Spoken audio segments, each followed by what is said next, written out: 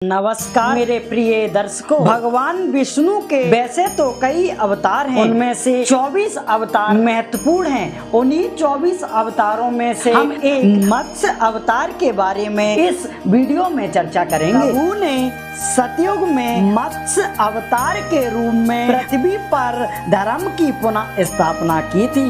पृथ्वी को घोर प्रलय से बचाने के लिए प्रभु का इस रूप में अवतरण हुआ था।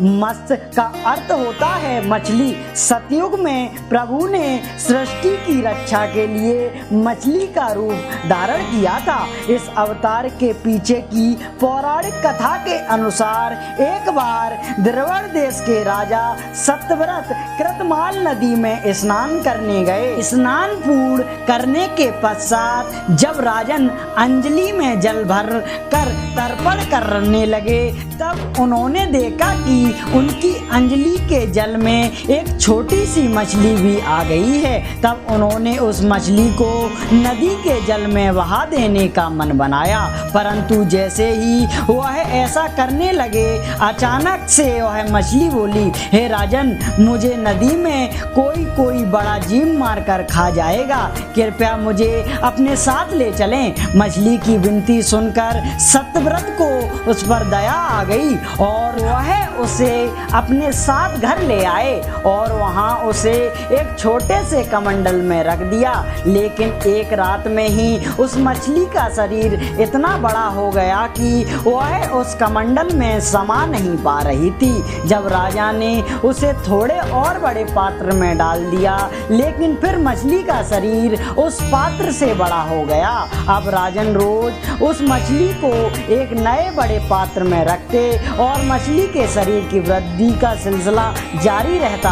अतः एक दिन राजा ने उसे सरोवर में छोड़ आने ही उचित समझा। लेकिन वह सरोवर भी अब उस मछली के शरीर के सामने छोटा पड़ गया।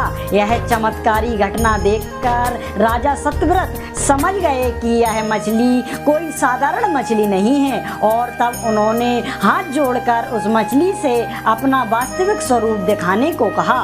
तब राजा सत्यव्रत के सामने भगवान विष्णु स्वयं प्रकट हुए और प्रभु ने बताया कि कैसे एक दैत्य ने प्रजापति ब्रह्मा की असावधानी का लाभ उठाते हुए वेदों को चुराकर जल में डाल दिया है। इसके कारण समाप्त पृथ्वी पर अज्ञानता का अंधकार फैला हुआ है। प्रभु ने यह भी बताया कि इस दैत्य हयग्रीव को मारने के लिए उन्होंने मत्स्य का रूप धारण किया है। परम पिता ने सत्यव्रत से कहा, आज से 7वें दिन पृथ्वी प्रलय के चक्र में फिर जाएगी, समुद्र उमड़ उठेगा, भयानक वृष्टि होगी, सारी पृथ्वी पानी में डूब जाएगी, जल के अंतरिक्ष कहीं भी दृष्टि गोचक नहीं होगा। आपके पास एक नाव पहुंचेगी जिस पर आप सभी अनाजों और औषधियों के बीज को लेकर सप्त ऋषियों के साथ उस नाव पर बैठ जाइए।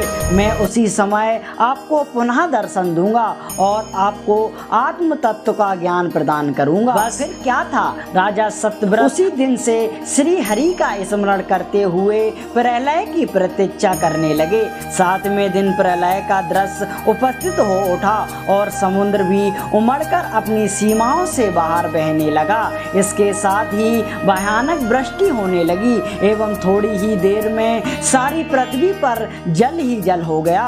संपूर्ण पृथ्वी जल में समा गई। उसी समय राजा को एक नाव दिखाई पड़ी और बिना कोई विलंब किए राजा सत्यव्रत सप्त ऋषियों के साथ उस नाव पर बैठ गए। उन्होंने नाव के ऊपर संपूर्ण अनाजों और औषधियों के बीज भी भर लिए।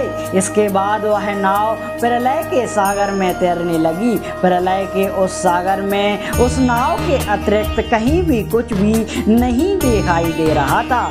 सहत मस्त रूप भगवान प्रलय के सागर में दिखाई पड़े।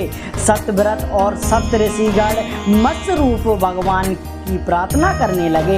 हे प्रभु, आप ही सृष्टि के आदि हैं और आप ही पालक हैं और आप ही रक्षक हैं। दया करके हमें अपनी शरण में ले लीजिए, हमारी रक्षा कीजिए। सत्यव्रत और सप्तऋषियों की प्रार्थना पर मत्स्य रूपी भगवान प्रसन्न हो उठे और उन्होंने अपने वचन के अनुसार सत्यव्रत को आत्मज्ञान प्रदान किया। प्रभु ने सप्तऋषि और सत्यव्रत को बताया कि सभी प्राणियों में मैं ही निवास करता हूँ, ना कोई ऊंचा है और ना ही नीचा, सभी प्राणी एक समान हैं। सत्यव्रत, यह जगह नश्वर है, इस नश्वर जगत में मेरे अतिरिक्त कहीं और कुछ भी नहीं है। जो प्राणी मुझे सब में देखता हुआ अपना जीवन व्यतीत करता है, वह अंत में मुझ में ही समा जाता है। मत्स्य रूपी श्री हरि से आत्मज्ञान प्राप्त कर सत्यव्रत का जीवन धन उठा,